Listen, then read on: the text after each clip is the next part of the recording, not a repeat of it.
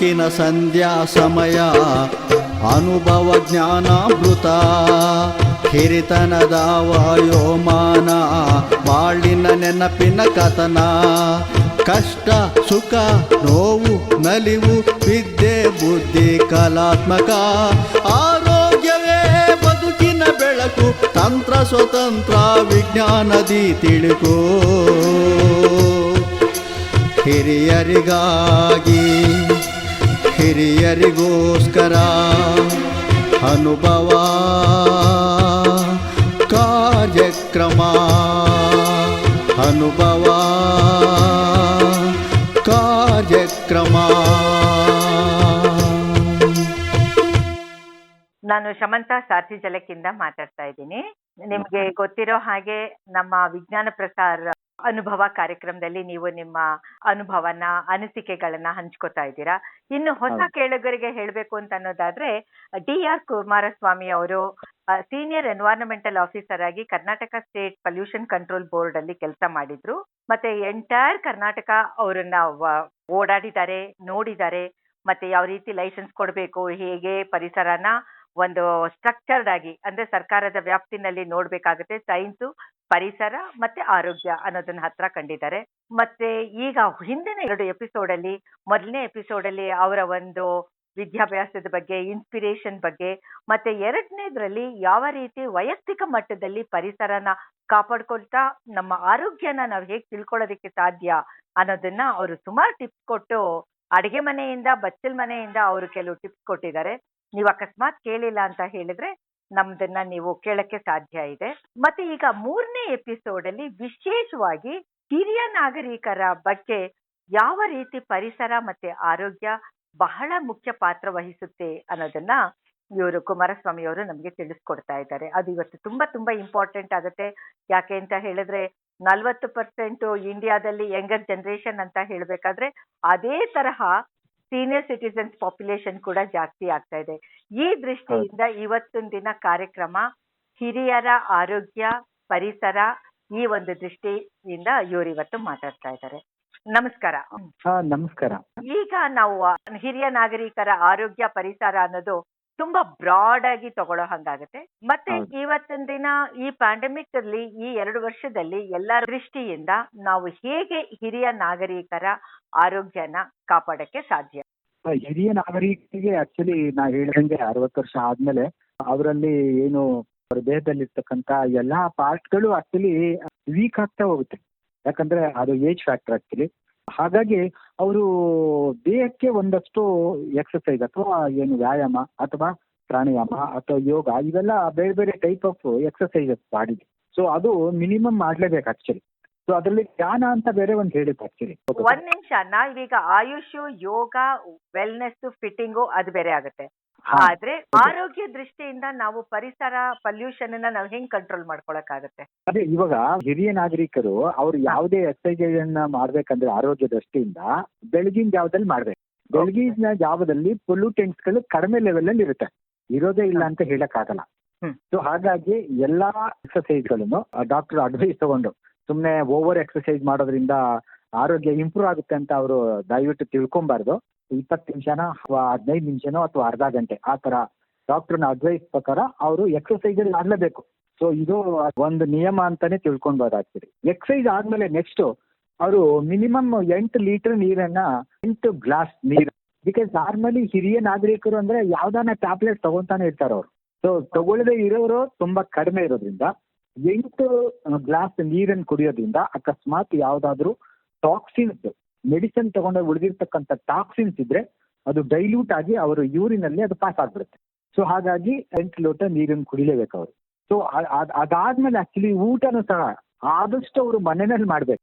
ಯಾಕಂದ್ರೆ ಹೊರಗಡೆನಲ್ಲಿ ಯಾವ ಆಯಿಲ್ ಉಪಯೋಗಿಸ್ತಾರೆ ಫ್ರೈ ಮಾಡಕ್ಕೆ ಗೊತ್ತಿಲ್ಲ. ಎಣ್ಣೆ ಅಂತ ಅವ್ರೇನೋ ಅಡ್ವರ್ಟೈಸ್ಮೆಂಟ್ ಕೊಡ್ತಾರೆ. ಆಕ್ಚುಲಿ ನನಗೆ ಗೊತ್ತಿರಂಗೆ ಬಹಳಷ್ಟು ಸೆಕೆಂಡ್ ಕ್ವಾಲಿಟಿ ಎಣ್ಣೆ ಬರುತ್ತೆ ಬೇರೆ ಕಡೆಯಿಂದ. ಅದನ್ನ ಅವರು ರಿಫೈನ್ ಮಾಡಿ ಮತ್ತೆ ಫುಟ್ಪಾತ್ ಅಲ್ಲಿ ಇರೋರಿಗೆ ಕೊಟ್ಬಿಡ್ತಾರೆ. ದಯವಿಟ್ಟು ಯಾವುದೇ ಹಿರಿಯ ನಾಗರಿಕರು ಫುಟ್ಪಾತ್ ಅಲ್ಲಿ ಯಾವ್ದನ್ನ ಫ್ರೈ ಮಾಡಿದ್ರು ಅದನ್ನ ಅವ್ರು ತಿಂದೇ ಇರೋದು ವಾಸಿ ನನಗ್ ತಿಳಿದಿರಂಗೆ. ಬಿಕಾಸ್ ಚೆನ್ನೈನಿಂದ ಒಂದು ಫ್ಯಾಕ್ಟ್ರಿ ಎಣ್ಣೆ ಎಷ್ಟ್ ತರ ಇರುತ್ತೆ ಅಂದ್ರೆ ಗಟ್ಟಿ ಆಗ್ಬಿಟ್ಟಿರುತ್ತೆ, ಅದನ್ನ ಅವ್ರು ರಿಫೈನ್ ಮಾಡ್ತಾರೆ. ಸೊ ಅದು ಕರ್ಕೊಂಡ್ಬಿಟ್ಟಿರುತ್ತೆ ಆಕ್ಚುಲಿ, ಬಿಸಿ ಆಗಿ ಆಗಿ ಆಗಿ ಆಯಿಲ್ ಕ್ವಾಲಿಟಿ ಇರಲ್ಲ ಅದು. ಸೊ ಅಂತ ಕರಿದ ಪದಾರ್ಥಗಳಲ್ಲಿ ಜಾಸ್ತಿ ಆಕ್ಚುಲಿ ಕೊಲೆಸ್ಟ್ರಾಲ್ ಬಿಲ್ಡಪ್ ಮಾಡ್ತಕ್ಕಂತಹ ಆಯಿಲಿನ ಅಂಶ ಇರುತ್ತೆ. ಸೊ ಹಾಗಾಗಿ ಅದನ್ನ ಅವ್ರು ತಿನ್ಬಾರ್ದು. ಆದಷ್ಟು ಮನೆಯಲ್ಲಿ ತಿನ್ಬೇಕು. ಆಮೇಲೆ ಆದಷ್ಟು ಮನಸ್ಸನ್ನು ಅವರು ಸಂತೋಷವಾಗಿ ಇಟ್ಕೊಂಡಿರ್ಬೇಕು. ಯಾಕಂದ್ರೆ ಹಿರಿಯ ನಾಗರಿಕ ಅಂದ್ರೆ ಮಕ್ಕಳು ಏನೋ ಮಾಡಿದ್ರು, ಮೊಮ್ಮಕ್ಕಳು ಏನೋ ಮಾಡಿದ್ರು, ಪಕ್ಕದ ಮನೆಯವ್ರು ಏನೋ ಮಾಡಿದ್ರು ಅಂತ ಸುಮ್ನೆ ಸಿಟ್ ಮಾಡ್ಕೊಂತಾರೆ. ಸೊ ಹಿರಿಯ ನಾಗರಿಕರು ದಯವಿಟ್ಟು ಯಾರು ಸಿಟ್ ಮಾಡ್ಕೊಬಾರ್ದು. ಯಾಕಂದ್ರೆ ನಾವು ಪ್ರಪಂಚದ ಯಾವುದನ್ನ ಸಹ ಚೇಂಜ್ ಮಾಡಕ್ ಆಗೋದೇ ಇಲ್ಲ. ಅದನ್ನೇ ಹೇಳಿರೋದು ಬಸವಣ್ಣನವರು, ಲೋಕದ ಡೊಂಕ ನೀನೇಕೆ ತಿದ್ದುವೆ ಅಂತ ಹೇಳ್ತಾರೆ. ಸೊ ಲೋಕದ ಡೊಂಕ ನಾವು ತಿದ್ದಕ್ಕಾಗಲ್ಲ ಆಕ್ಚುಲಿ.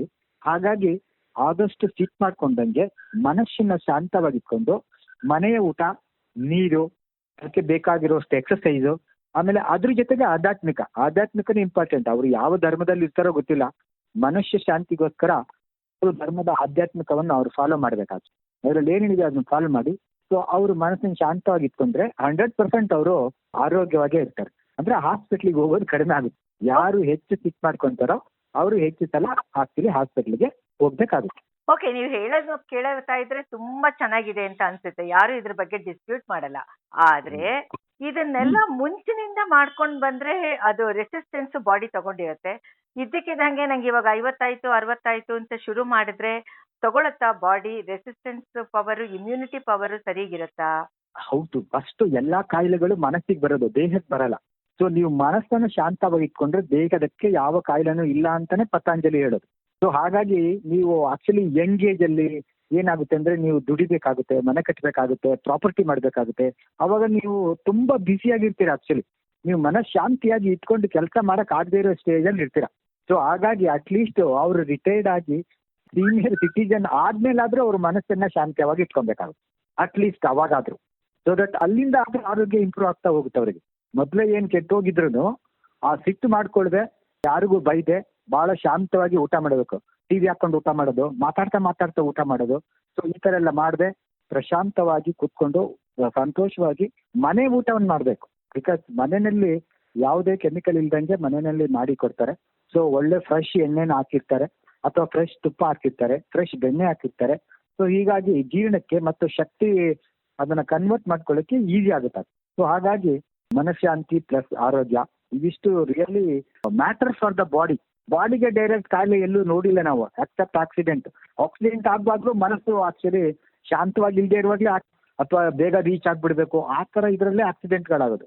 ಸೊ ಹಾಗಾಗಿ ಮನಸ್ಸು ಎಷ್ಟು ಕೂಲ್ ಆಗಿರುತ್ತೋ ಅಷ್ಟು ಬಾಡಿ ಸೇಫ್ ಆಗಿರುತ್ತೆ ಅಂತ ನನ್ನ. ನೀವೊಂದ್ ಮಾತು ಹೇಳ್ತಾ ಇದ್ರಿ, ರಿಟೈರ್ ಆಯ್ತು ಅಂತಂದ್ರೆ ಮುಂಚೆ ಎಲ್ಲರೂ ಊರ್ ಆಚೆ ಇರ್ತಾ ಇದ್ರು, ಈಗ ರಿಟೈರ್ ಆಯ್ತು ಅಂತಂದ್ರೆ ಊರ್ ಒಳಗಡೆನೆ ಫ್ಲಾಟ್ ಅದು ಇದು ಅಂತ ಮಾಡ್ಕೊಂಡಿರ್ತಾರೆ ಅಂತ. ಹೌದು. ಮತ್ತೆ ಇಂಥ ಟೈಮ್ ನಲ್ಲಿ ನಿಮ್ಗೆ ಅನ್ಸೋದಿಲ್ವಾ, ಇವಾಗ ಎಲ್ಲಾ ತರಹ ಲೈಫ್ ಸ್ಟೈಲ್ ಚೇಂಜ್ ಆಗಿದೆ, ಮತ್ತೆ ಮನುಷ್ಯ ಸಂಘಜೀವಿ, ಸೋಷಿಯಲ್ ಅನಿಮಲ್ ಅಂತ ಅಂದಾಗ ಹೌದು, ಒಬ್ರೇ ಇದ್ದಾಗ ಕೂಡ ಮಾನಸಿಕವಾಗಿ ಅದು ಡಿಪ್ರೆಷನ್ ಆಗುತ್ತೆ, ಖಿನ್ನತೆಗೆ ತಗೊಂಡ್ಬರುತ್ತೆ ಅಂತ ಒಂದು ಮಾತು ಇದೆ. ಮತ್ತೆ ಅದು ಪ್ರೂವ್ ಆಗುತ್ತೆ. ಈ ಒಂದು ಪ್ಯಾಂಡಮಿಕ್ ಅಲ್ಲಿ ಇದು ಮುಗ್ದಿದೆಯೋ ಅಥವಾ ಇನ್ನೂ ಇದೆಯೋ ನಮ್ಗೆ ಯಾರಿಗೂ ಗೊತ್ತಿಲ್ಲ. ಇಂಥ ಒಂದು ದೃಷ್ಟಿನಲ್ಲಿ ನಾವು ಯಾವ ರೀತಿ ಸೀನಿಯರ್ ಸಿಟಿಸನ್ಸ್ ನ ಬೋತ್ ವೆಲ್ ಬೀಯಿಂಗ್ ಅಂತ ತಗೋತು ಅಂದ್ರೆ ಹೇಗೆ ಇಟ್ಕೊಳಕ್ಕೆ ಸಾಧ್ಯ ಆಗುತ್ತೆ? ಹೌದು. ಆಕ್ಚುಲಿ ಪ್ಯಾಂಡಮಿಕ್ ಅಲ್ಲೂ ಅವ್ರು ಆಕ್ಚುಲಿ ಯಾವ್ದೋ ರೋಡ್ ಇಂದ ಹೊರಗಡೆ ಹೋಗಂಗಿಲ್ಲ ಅಂತ ಇರುತ್ತೆ ಆಕ್ಚುಲಿ. ಸೊ ಮಾಸ್ಕ್ ಹಾಕೊಂಡ್ರೆ 95% ಕಂಟ್ರೋಲ್ ಆಗುತ್ತೆ ಅಂತ ಇರುತ್ತೆ. ಯಾವಾಗ ಕಂಟ್ರೋಲ್ ಅಲ್ಲೇ ಇರಲ್ವೋ ಆವಾಗ ಒಬ್ರನ್ನೊಬ್ರು ಭೇಟಿ ಮಾಡೋದ್ ಬೇಕಾಗಿಲ್ಲ. ಆದ್ರೆ ಒಬ್ರನ್ನೊಬ್ರು ಮಾತಾಡ್ಬೋದಲ್ಲ ಆಕ್ಚುಲಿ. ಸೀನಿಯರ್ ಸಿಟಿಜನ್ ಆದ ತಕ್ಷಣ ಅವ್ರೊಬ್ನ ಎಲ್ಲ ಮೂಲೆಯಲ್ಲಿ ಕೂತ್ಕೊಳ್ಳಿ ಅಂತ ನಾವೇನು ಹೇಳಲ್ವಲ್ಲ ಆಕ್ಚುಲಿ. ಸೊ ಅವರು ಬುಕ್ಗಳನ್ನ ಸ್ಟಡಿ ಮಾಡ್ಬೋದು. 10 ಜನ ಫ್ರೆಂಡ್ಸ್ ಗಿಂತ ಒಂದು ಬುಕ್ ಓದಿದ್ರೆ ಅವರಿಗೆ ನಾಲೆಡ್ಜು ಅಂಡ್ ಆಲ್ಸೋ ಸಂತೋಷ ಆಗುತ್ತೆ. ನೋಡಿ ಆಕ್ಚುಲಿ ಟಿವಿ ನೋಡ್ತಾ ಇರುವಾಗ ಇದಕ್ಕಿದ್ದಂಗೆ ಅಳ್ತಾರೆ, ಇದಕ್ಕಿದ್ದಂಗೆ ನಗ್ತಾರೆ. ಸೊ ಇವೆಲ್ಲ ಹೆಂಗಾಗುತ್ತೆ ಆಕ್ಚುಲಿ, ಅವ್ರು ಆಕ್ಟಿಂಗ್ ಮಾಡ್ತಾರೆ ಅಂತ ಗೊತ್ತಿದ್ರು ನಾವು ಅದಕ್ಕೆ ರಿಯಾಕ್ಟ್ ಮಾಡ್ತೀವಿ. ಅದೇ ತರ ನಾವು ಬುಕ್ಗಳನ್ನ ಓದಿಯೂ ಸಹ ನಾವು ಅದನ್ನ ನಾಲೆಡ್ಜ್ ಮಾಡ್ಕೊಂಡು ಬುಕ್ಗಳು ಸಹ ಓದ್ತಾ ಇರುವಾಗ ನೋಡಿ ನೀವು ಕೆಲವ್ರು ನಗ್ತಾ ಇರ್ತಾರೆ. ಸೊ ಅದ್ರಲ್ಲಿ ಬಂದಿರೋ ಜೋಕ್ಗಳನ್ನ ಹೇಳ್ಕೊಂಡು. ಸೊ ಹಾಗಾಗಿ ಮನುಷ್ಯ ಸಂಘಜೀವಿ 100% ಕರೆಕ್ಟ್. ಮಿನಿಮಮ್ 250 ವರ್ಡ್ಸ್ ಅವ್ನು ಮಾತಾಡ್ಲೇಬೇಕು. ಆಕ್ಚುಲಿ ಹೆಣ್ಮಕ್ಳು 950 ವರ್ಡ್ಗಳನ್ನ ಮಾತಾಡ್ತಾರೆ. ಸೊ ಜೆಂಟ್ಸ್ ಅಟ್ಲೀಸ್ಟ್ 250 ಮಾತಾಡ್ಬೇಕು, ಇಲ್ಲಾಂದ್ರೆ ಅವ್ನು ಮರ್ತೇ ಹೋಗ್ಬಿಡುತ್ತೆ ಮಾತಾಡೋದು. ಸೊ ಮಾತಾಡ್ಲೇಬೇಕು ಅವ್ನು. ಆಕ್ಚುಲಿ ಸಂಘದಲ್ಲಿ ಇರ್ಲೇಬೇಕು. ಆಕ್ಚುಲಿ ಅವನು ರಿಟೈರ್ಡ್ ಆದ್ಮೇಲೆ ಅವ್ರ ಫ್ಯಾಮಿಲಿ ಸಮೇತ ಅವ್ರು ಯಾವ್ದಾದ್ರು ಒಂದು ಪ್ರದೇಶಗಳಿಗೆ ಹೋಗಿ ಬರ್ಬೋದು, ಅಂದ್ರೆ ಟೂರ್ ತರ ಹೋಗಿ ಬರ್ಬೋದು. ಇವಾಗ ನಮ್ಮ ಫ್ರೆಂಡ್ಸ್ಗಳು ಮೊನ್ನೆ ಇದಕ್ಕೆ ಹೋಗಿದ್ರು, ರಾಜಸ್ಥಾನ್ಗೆ ಹೋಗಿದ್ರು, ಇನ್ನೊಂದು ಬ್ಯಾಚು ಅಸ್ಸಾಂಗೆ ಹೋಗಿದ್ರು. ಸೊ ಅಲ್ಲಿಗೆಲ್ಲೂ ಹೋಗಕ್ಕಾಗಿಲ್ಲ ಅಂದ್ರೆ ಅಟ್ಲೀಸ್ಟ್ ಅವರು ನಂಜನಗೂಡಿಗೆ ಹೋಗ್ಬೋದು, ಅಟ್ಲೀಸ್ಟ್ ಅವರು ತುಮಕೂರಿಗೆ ಹೋಗಿ ಬರ್ಬೋದು. ಎಲ್ಲಿ ಒಳ್ಳೊಳ್ಳೆ ಪ್ಲೇಸ್ಗಳಿಗೋ ಅದನ್ನ ಅವ್ರು ಸೆಲೆಕ್ಟ್ ಮಾಡ್ಕೊಂಡು ಒಂದು ವೆಹಿಕಲ್ ಮಾಡ್ಕೊಂಡು, ಇಲ್ಲ ಅಂದ್ರೆ ಟ್ರೈನಲ್ಲಿ ದುಡ್ಡಿಲ್ಲ ಅಂದ್ರೆ ಟ್ರೈನಲ್ಲಿ ಹೋಗ್ಬೋದು. ಸೊ ಹೋಗಿ ಅಲ್ಲಿ ಜಾಯ್ನ್ ಆಗ್ಬಿಟ್ಟು ಅಲ್ಲಿ ಲೋಕಲ್ಲಿ ಅದೇನಾಗುತ್ತೋ ಅದನ್ನ ಸಂಗತ ಜೀವಿ ಜೊತೆಗೇನೆ ಅವರು ಅದನ್ನ ಎಂಜಾಯ್ ಮಾಡ್ಬೋದು. ಎಂಜಾಯ್ ಮಾಡಕ್ ಆಗಲ್ಲ ಅಂತ ಯಾವುದು ಇಲ್ಲೇ ಇಲ್ಲ ಆಕ್ಚುಲಿ. ಇಲ್ಲ ಟಿವಿ ಮುಂದೆ ಎಂಜಾಯ್ ಮಾಡ್ಬೋದು, ಇಲ್ಲ ಪುಸ್ತಕ ಓದ್ತಾ ಎಂಜಾಯ್ ಮಾಡ್ಬೋದು, ಇಲ್ಲಾಂದ್ರೆ ಎಲ್ಲರೂ ಗ್ರೂಪ್ ಅಲ್ಲಿ ಎಲ್ಲಾನ ಹೋದ್ರೆ ಎಂಜಾಯ್ ಮಾಡ್ಬೋದು, ಅಥವಾ ಫ್ಯಾಮಿಲಿನಲ್ಲೇ ಡಿಸ್ಕಸ್ ಮಾಡ್ಬೋದು, ಅಲ್ಲೂ ಎಂಜಾಯ್ ಮಾಡ್ಬೋದು. ಸೊ ಎಲ್ಲರೂ ಒಬ್ರಿಗೊಬ್ರು ಕ್ಲೋಸ್ ಆಗಿದ್ರೆ ಅಲ್ಲೂ ಸಹ ಎಂಜಾಯ್ ಮಾಡ್ಬೋದು. ಆ ತರ ಇದೆ. ಓಕೆ, ನೀವೀಗ ಒಂದು ಲೈಫ್ ಸ್ಟೈಲ್ ಬಗ್ಗೆ ಹೇಳಿದ್ರಿ. ಹಿಂದೆ ಒಂಚೂರು ಮಾತಾಡ್ತಾ ಅಡಿಗೆ ಮನೆಯಲ್ಲಿ ಯಾವ ರೀತಿ ಎಣ್ಣೆ ಜೊತೆಗೆ ಅಡಿಗೆ ಮಾಡ್ತಾ ಇರ್ಬೇಕಾದ್ರೆ ಎಕ್ಸಾಸ್ಟ್ ಫ್ಯಾನ್ ಹಾಕೊಂಡಿಲ್ಲ ಅಂತ ಹೇಳಿದ್ರೆ ಬ್ರೆಸ್ಟ್ ಕ್ಯಾನ್ಸರ್ ಬರುತ್ತೆ ಮತ್ತೆ ಲಂಗ್ಸ್ ಗೆ ಡೈರೆಕ್ಟ್ ಆಗಿ ಅದು ಎಫೆಕ್ಟ್ ಆಗುತ್ತೆ ಅನ್ನೋದನ್ನ ನೀವು ಹೇಳ್ತಾ ಇದ್ರಿ. ಈಗ ಇವರು ಎಷ್ಟೋ ಜನ ಸೀನಿಯರ್ ಸಿಟಿಸನ್ಸ್ ಆದ್ರೂ ಕೂಡ ಅವರು ಕೂಡ ಬೇರೆ ಬೇರೆ ರೆಗ್ಯುಲರ್ ಹೌಸ್ ಹೋಲ್ಡ್ ವರ್ಕ್ ಅಲ್ಲೆಲ್ಲ ತೊಡಗಿಸ್ಕೊಂಡಿರ್ತಾರೆ. ಇಂಥವ್ರು ಮನೆ ಒಳಗಡೆನೆ ಯಾವ್ಯಾವ ರೀತಿ ಕೆಲವು ಪ್ರಿಕಾಷನ್ಸ್ ತಗೊಳಕ್ ಸಾಧ್ಯ ಆಗುತ್ತೆ? ಅದೇ ಅಡಿಗೆ ಕೋಣೆಯಲ್ಲಿ ಎಕ್ಸಾಸ್ಟ್ ಫ್ಯಾನ್ ಇರುತ್ತೆ. ಹೌದು, ಎಕ್ಸಾಸ್ಟ್ ಫ್ಯಾನ್ ಜೊತೆಗೆ ಎರಡು ಕಡೆ ಕಿಟಕಿಗಳು ಇರ್ತವೆ. ಆಮೇಲೆ ಇವ್ರ ಬೆಡ್ರೂಮ್ ಅಲ್ಲಿ ಕಿಟಕಿ ಇರುತ್ತೆ, ಹಾಲಲ್ಲಿ ಕಿಟಕಿ ಇರುತ್ತೆ. ಅದೆಲ್ಲ ಓಪನ್ ಮಾಡ್ಕೊಂಡು ಒಳ್ಳೆ ಪರದೆ ತರದೇನೋ ಹಾಕೋಬಿಟ್ಟು ಅವ್ರು ಓಪನ್ ಮಾಡ್ಕೊಬೇಕು. ಆಕ್ಚುಲಿ ಓಪನ್ ಮಾಡ್ಕೊಂಡು ಫ್ರೆಶ್ ಆಗಿರೋ ಗಾಳಿ ಬರ್ತಾ ಹೋಗ್ತಾ ಇರೋ ತರ ಸೀನಿಯರ್ ಸಿಟಿಜನ್ಸ್ ಅವ್ರು ಇಬ್ಬರು ಕೆಲವು ಸಲ ಗಂಡ ಹೆಂಡತಿ ಇಬ್ಬರೇ ಮನೇಲಿ ಇರ್ಬೇಕಾಗುತ್ತೆ. ಸೊ ಅಂತ ಸಮಯದಲ್ಲೂ ಅವರು ತರದನ್ನ ಹಾಕೊಂಡು ಮನಸ್ಸು ಸಂತೋಷವಾಗಿ ಇಟ್ಕೊಬೋದು ಆಕ್ಚುಲಿ. ಯಾಕಂದ್ರೆ ಸೊ ಒಬ್ರಿಗೊಬ್ರು ಬಹಳ ಫ್ರೆಂಡ್ಲಿ ಆಗಿ ಮಾತಾಡಿದ್ರೆ ಮನಸ್ಸು ಆಟೋಮೆಟಿಕ್ ಆಗಿ ಸಂತೋಷ ಆಗುತ್ತೆ. ಸೊ ಒಬ್ರಿಗೊಬ್ರು ಜಗಳ ಆಡೋದ್ರಿಂದ ಅಷ್ಟೇ ಅದು ಎಕ್ಸೈಟ್ ಆಗೋದು. ಓಕೆ, ಇವಾಗ ನಿಮ್ದು ಸಿವಿಲ್ ಇಂಜಿನಿಯರಿಂಗ್ ಬ್ಯಾಕ್ ಗ್ರೌಂಡ್ ಇರೋದ್ರಿಂದ ನಾನು ಒಂದು ಪ್ರಶ್ನೆ ಕೇಳ್ತೀನಿ. ಈಗ ತುಂಬಾ ಜನ ಸೀನಿಯರ್ ಸಿಟಿಸನ್ಸ್ ಬಾತ್ರೂಮ್ ಅಲ್ಲಿ ಬೀಳ್ತಾರೆ, ತುಂಬಾ ಆಕ್ಸಿಡೆಂಟ್ಸ್ ಬಾತ್ರೂಮ್ ಅಲ್ಲಿ ಆಗುತ್ತೆ.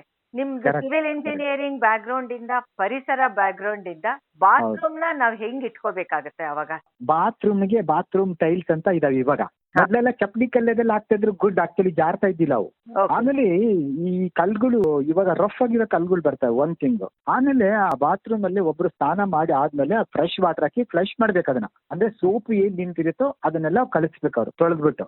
ಇನ್ನೊಂದೇನು ಅಂದ್ರೆ ಯಾವುದೇ ಸೀನಿಯರ್ ಸಿಟಿಜನ್ ಆಕ್ಚುಲಿ ಸ್ನಾನ ಮಾಡುವಾಗ ಚೇರ್ ಮೇಲೆ ಕೂತ್ಕೊಂಡೇ ಮಾಡ್ಬೇಕು ಅವ್ರು. ಅವ್ರು ಯಾವಾಗ್ಲೂ ಎದ್ ನಿಂತ್ಕೊಂಡ್ ಮಾಡ್ಲೇಬಾರ್ದು. ಚೇರಲ್ಲಿ ಕುತ್ಕೊಬೇಕು, ಇಲ್ಲ ಸ್ಟೂಲ್ ಮೇಲೆ ಕುತ್ಕೊಬೇಕು, ಇಲ್ಲ ನೆಲದ ಮೇಲೆ ಕುತ್ಕೊಬೇಕು. ನಾನೀಗ 10 ವರ್ಷ ಆಯ್ತು ಆಗ್ತೀವಿ ಯಾವಾಗ್ಲೂ ನೆಲದ ಮೇಲೆ ಕೂತ್ಕೊಂಡೇ ಸ್ನಾನ ಮಾಡೋದು. ನಾನು ನಿಂತ್ಕೊಂಡು ಸ್ನಾನ ಮಾಡೇ ಇಲ್ಲ. ಸೊ ಹಾಗಾಗಿ ಜಾರ್ ಬೀಳೋದು, ನಿಂತ್ಕೊಂಡಾಗ ತಲೆ ತಿರುಗಿ ಬೀಳೋದು, ಆಮೇಲೆ ಕೆಲವರು ಗ್ಯಾಸ್ ಹಾಕೊಂಡ್ಬಿಟ್ಟಿರ್ತಾರೆ, ಡೋರು ಮತ್ತೆ ವಿಂಡೋಸ್ ಕ್ಲೋಸ್ ಮಾಡ್ಬಿಟ್ಟಿರ್ತಾರೆ. ಸೊ ಗ್ಯಾಸ್ ಹಾಕೊಂಡು ಅವರು ಬಿಸಿನೀರು ಕಾಯಿಸ್ತಾರೆ, ಆಮ್ಲಜನಕ ಕಂಪ್ಲೀಟ್ ಉರಿದೋಗ್ಬಿಟ್ಟು ಅಲ್ಲಿ ಬರೀ ಕಾರ್ಬನ್ ಮಾನಾಕ್ಸೈಡ್ ಇರುತ್ತೆ, ಅಥವಾ ಆಮ್ಲಜನಕ ಇಲ್ಲದೆ ಇರೋ ಸ್ಥಿತಿನಲ್ಲಿ ಇರ್ತಾರೆ. ಅಂತವ್ರು ಸಹ ಬಿದ್ದೋಗ್ಬಿಡ್ತಾರೆ ಆಕ್ಚುಲಿ. ಆಮೇಲೆ ಸೀನಿಯರ್ ಸಿಟಿಜನ್ಸ್ ಯಾರು ಬಾತ್ರೂಮಿನ ಡೋರ್ ಹಾಕೊಂಬಾರ್ದು. ಸುಮ್ಮನೆ ಅದ್ರಗಡೆ ಒಂದು ಬಕೆಟ್ ಅಡ್ಡ ಇಟ್ಟಿರ್ಬೇಕು ಅಷ್ಟೇ. ಅದರ ಅಕಸ್ಮಾತ್ ಅವ್ರು ಬೇಗ ಬರ್ಲಿಲ್ಲ ಅಂದ್ರೆ ಹಿಂದ್ಗಡೆ ಯಾರು ತಳ್ಳಿದ್ರೆ ಬಾತ್ರೂಮ್ ಓಪನ್ ಆಗೋ ತರ ಇರ್ಬೇಕು. ಬಾಕ್ಲ್ ಹಾಕೊಂಡು ಮಾಡ್ಲೇಬಾರ್ದು ಆಕ್ಚುಲಿ. ಸೊ ಈ ತರ ಮಾಡೋದ್ರಿಂದ ಬಾತ್ರೂಮ್ ಅಲ್ಲಿ ಬೀಳೋ ಚಾನ್ಸಸ್ ಕಡಿಮೆ. ಆಮೇಲೆ ಬಾತ್ರೂಮ್ ಇಂದ ಹೊರಗೆ ಬಂದಾಗ ಕರೆಕ್ಟ್ ಆಗಿ ಕಾಲೆಲ್ಲ ಒರೆಸ್ಕೊಬೇಕು, ಒದ್ದೆ ಆಗಿರ್ತದೆ. ಸೊ ಒರೆಸ್ಕೊಂಡು ಆದ್ಮೇಲೆ ಅವರು ಒಳಗಡೆ ಬರಬೇಕು. ಸೊ ಈ ತರ ಸ್ಮಾಲ್ ಪ್ರಿಕಾಷನರಿ ತಗೊಂಡದ್ರಿಂದ ಆಕ್ಚುಲಿ ಬಾತ್ರೂಮ್ ಅಲ್ಲಿ ಬೀಳೋದ, ಅಥವಾ ಸ್ನಾನ ಮಾಡ್ಕೊಂಡು ತಕ್ಷಣ ಹೊರಗಡೆ ಬರೋದು, ಆಮೇಲೆ ಸ್ನಾನ ಮಾಡಿದ ತಕ್ಷಣ ಹೊರಗಡೆಗೆ ಟಕ ಬಂದು ಓಡಾಡೋದಾಗ್ಲಿ ಆ ತರ ಎಲ್ಲ ಮಾಡಬಾರ್ದು ಅವ್ರು. ಆಕ್ಚುಲಿ ಸೀನಿಯರ್ ಸಿಟಿಜನ್ ಅಂದ್ರೆ ನಿಧಾನಕ್ಕೆ ಓಡಾಡ್ಬೇಕಾಗುತ್ತೆ. ಯಾವ್ದು ಅರ್ಜೆಂಟ್ ಆಗಿ ಮಾಡಬಾರ್ದು ಅವ್ರು. ಎಷ್ಟೇ ಅರ್ಜೆಂಟ್ ಇದ್ರು ಅದನ್ನ ಅಟೆಂಡ್ ಮಾಡಬಾರ್ದು ಅವ್ರು. ಓಕೆ, ಇವಾಗ ಇವ್ರುಗಳು ಮನೆಯಲ್ಲೇ ಇರ್ತಾರೆ. ಏರ್ ಪೊಲ್ಯೂಷನ್ ನಿಧಾನವಾಗಿ ಜಾಸ್ತಿ ಆಗ್ತಾ ಇದೆ, ಸ್ಪೆಷಲಿ ಸಿಟೀಸ್ ಅಲ್ಲಿ. ಬೆಂಗಳೂರು ಆಗ್ಬೋದು, ಮೈಸೂರು, ಮಂಗಳೂರು, ಎಲ್ ಬೇಕಾದ್ರೂ ಆಗ್ಬೋದು. ಇಂಥ ಟೈಮ್ ನಲ್ಲಿ ಎಷ್ಟು ಮಟ್ಟಿಗೆ ಆ ಏರ್ ಪೊಲ್ಯೂಷನ್ ನಮ್ಮ ಲಂಗ್ಸ್ ಮೇಲೆ ಎಫೆಕ್ಟ್ ಆಗದೆ ಇರೋ ಹಾಗೆ ನಾವು ಹುಷಾರಾಗಿರ್ಬೇಕಾಗತ್ತೆ? ವೆಂಟಿಲೇಷನ್ ಅಂತ ಹೇಳಿದೆ ನಾನು ನಿಮಗೆ. ಆಮೇಲೆ ಇನ್ನೊಂದೇನಂದ್ರೆ ಕೆಲವರಿಗೆಲ್ಲ ಟೆರಸ್ ಎಲ್ಲ ಓಪನ್ ಇರುತ್ತೆ. ಅವ್ರು ಟೆರಸ್ ಮೇಲೆ ಚೇರ್ ಹಾಕೊಂಡು ಕುತ್ಕೊಬಹುದು. ಅವ್ರಿಗೆ ಸಿಟ್ಔಟ್ ಇರ್ತವೆ. ಸೊ ಸಿಟ್ಔಟಿಗೆ ಬಂದು ಕುತ್ಕೊಬಹುದು. ಸೊ ಸಿಟ್ಔಟ್ ಕುತ್ಕೊಂಡ್ರೆ ಪಕ್ಕದ ಮನೆಯವರು ಸಿಟ್ಔಟಿಗೆ ಬಂದು ಅಲ್ಲೇ ಮಾತಾಡ್ಬೋದು ಅವರು. ಸೊ ಹೀಗಾಗಿ ಲಂಗ್ಸ್ಗೆ ಎಫೆಕ್ಟ್ ಆಗದೆ ಇರೋ ತರ ಮಾಡ್ಬೋದು.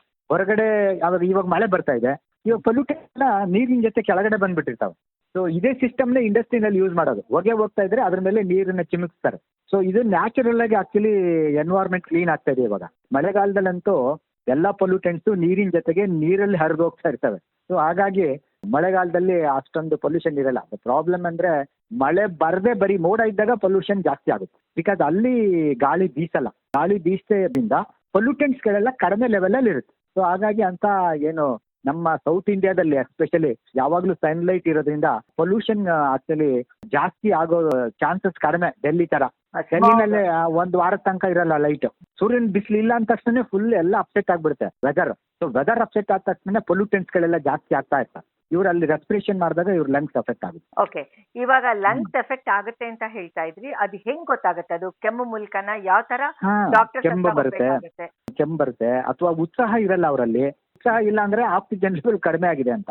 ಸೊ ಇದೆಲ್ಲ ಅವರಿಗೆ ಗೊತ್ತಾಗುತ್ತೆ ಆಕ್ಚುಲಿ. ಅಂತ ಟೈಮಲ್ಲಿ ನಿಯರ್ ಬೈ ಡಾಕ್ಟರ್ಸ್ನ ಸಜೆಷನ್ ತಗೊಬೇಕು. ಆಮೇಲೆ senior citizen once in year ಎಲ್ಲ ಬಾಡಿ ಚೆಕ್ಅಪ್ ಮಾಡಿಸ್ಕೊಬೇಕು. ಆಕ್ಚುಲಿ ಅವ್ರು ಸಿಟಿ ಒಳಗಿದ್ರೆ, ಹಳ್ಳಿ ಒಳಗಿದ್ರೆ ಹೊರಗಡೆ ಹೋಗ್ತಾರೆ, ಅಲ್ಲಿ ಹೋಗ್ತಾರೆ, ಇಲ್ಲಿ ಹೋಗ್ತಾರೆ, ಬೇಕಾಗಿಲ್ಲ.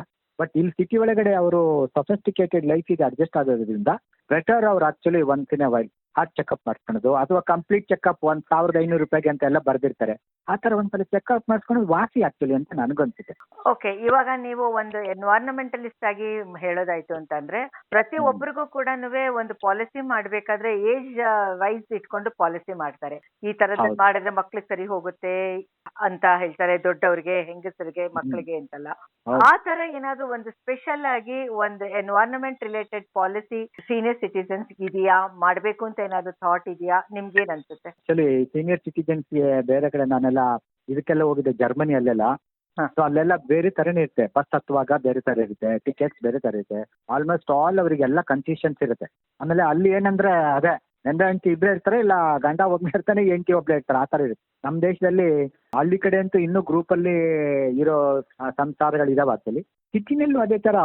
ಯಾಕಂದ್ರೆ ಇಲ್ಲಿ ಪಾಪ್ಯುಲೇಷನ್ 130 crores. ನಾವು ಯಾವ ತರ ಅವ್ರಿಗೆ ಕೊಡ್ಬೇಕು ಅನ್ನೋದನ್ನೇ ಸರ್ಕಾರಕ್ಕೆ ಮೋಸ್ಟ್ಲಿ ಅರ್ಥ ಆಗುತ್ತಿಲ್ಲ, ಗೊತ್ತಿಲ್ಲ ಆಕ್ಚುಲಿ. ಯಾಕಂದ್ರೆ ಅಮೆರಿಕ ಭಾರತಕ್ಕಿಂತ 3 times ದೊಡ್ಡದಿದೆ, ಬರೀ 33 ಕೋಟಿ ಇದ್ದಾರೆ. ನಮ್ಮ ದೇಶ ಅಮೆರಿಕಕ್ಕಿಂತ 1/3 ಇದೆ, 130 ಕೋಟಿ ಇದ್ದಾರೆ ಆಕ್ಚುಲಿ. ಸೊ ಯಾವ ರೀತಿ ಮಾಡ್ಬೇಕಂತ ಗೌರ್ಮೆಂಟ್ ಇದನ್ನ ಯೋಚನೆ ಮಾಡ್ಬೇಕು ನನಗೂ ಅರ್ಥ ಆಗಿಲ್ಲ ಆಕ್ಚುಲಿ. ಸೊ ಬಟ್ ಬೇರೆ ಕಡೆ ಎಲ್ಲ ಸೀನಿಯರ್ ಸಿಟಿಜನ್ಗೆ ಸ್ಪೆಷಲ್ ಇದನ್ನ ಕೊಟ್ಟಿದ್ದಾರೆ, ಹೆಲ್ತ್ ಕಾರ್ಡ್ಗಳು ಕೊಡ್ತಾರೆ, ಅಥವಾ ಸ್ಪೆಷಲ್ ಬಸ್ಗಳನ್ನ ಬಿಡ್ತಾರೆ, ಅಥವಾ ಡೋರ್ ಬೇರೆನೇ ಇರುತ್ತೆ ಅವರಿಗೆ. ನಾನು ಆಕ್ಚುಲಿ ಅಮೆರಿಕ ಅಲ್ಲೆಲ್ಲ ಓಡಾಡಿದ್ದೀನಿ.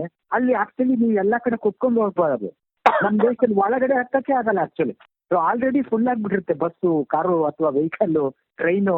ಸೊ ಅಷ್ಟೊಂದು ಆಗಿರುತ್ತೆ. ಸೊ ಅದನ್ನ ಗೌರ್ಮೆಂಟ್ ಯಾವ ರೀತಿ ತಗೊಳತ್ತೋ ನನಗೂ ಏನೋ ಅಂತ ಐಡಿಯಾ ಇಲ್ಲ ಆಕ್ಚುಲಿ. ಸರ್ಕಾರನೇ ಅದ್ರ ಬಗ್ಗೆ ಯೋಚನೆ ಮಾಡೋದು. ಇಲ್ಲಾಂದ್ರೆ ಬರೀ ಸೀನಿಯರ್ ಸಿಟಿಜನ್ಸ್ ಅಂತಾನೆ ಒಂದು ಬಸ್ ಬಿಡಬೇಕಾಗುತ್ತೆ. ಸೊ ಅವ್ರು ಮಾತ್ರ ಅದ್ರಲ್ಲಿ ಹೋಗೋ ಥರ. ಸೊ ಈ ಥರದ್ದು ಏನಾನು ಸರ್ಕಾರ ಇನಿಷಿಯೇಟಿವ್ ಮಾಡ್ಬೋದು ಆಕ್ಚುಲಿ. ಆಗಲ್ಲ ಅಂತೆಲ್ಲ. ಇವಾಗ ಮೆಟ್ರೋದಲ್ಲಿ ಸೀನಿಯರ್ ಸಿಟಿಜನ್ಗೆ ಯಾರು ಎಷ್ಟು ಜನ ಹತ್ತುತ್ತಾರೋ ಅವರೆಲ್ಲರೂ ಕುತ್ಕೊಂಡು ಇರ್ಬೇಕು. ಅವರು ಮೆಟ್ರೋದಲ್ಲಿ ಅವ್ರು ನಿಂತ್ಕೊಬಾರ್ದು, ಬಸ್ಸಲ್ಲಿ ಅವ್ರು ನಿಂತ್ಕೋಬಾರ್ದು, ಟ್ರೈನಲ್ಲಿ ಅವ್ರು ನಿಂತ್ಕೊಬಾರ್ದು. ಅವರು ಕೂತ್ಕೊಳೋ ಥರ ಸರ್ಕಾರ ಯಾವ್ದಾದ್ರು ಸ್ಪೆಷಲ್ ಬೋಗಿಗಳು ಇರ್ತವೆ, senior citizen bogie, ladies bogie ತರ ಸೀನಿಯರ್ ಸಿಟಿಜನ್ ಬೋಗಿ. ಆಮೇಲೆ ಅಲ್ಲೆಲ್ಲರೂ ಕುತ್ಕೊಂಡೇ ಇರ್ಬೇಕು. ಅವ್ರು ಯಾರು ನಿಂತ್ಕೊಂಡಿರ್ಬಾರ್ದು. ಸೊ ಆ ತರದೊಂದನ್ನು ಸರ್ಕಾರ ಮಾಡ್ಬೋದು ಆಕ್ಚುಲಿ.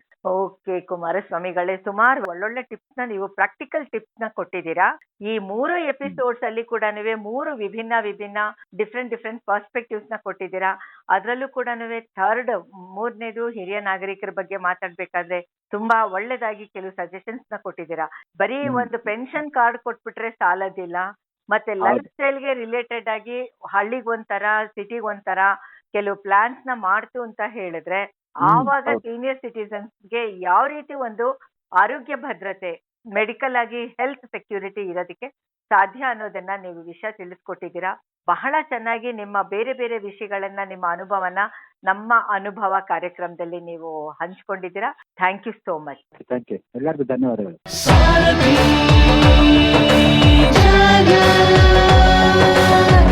ನೀವು ಕೇಳ್ತಾ ಇದ್ದೀರಾ ಸಾರಥಿ ಝಲಕ್ 90.4 FM. ಕೇಳ್ರಪ್ಪೋ ಕೇಳ್ರಿ.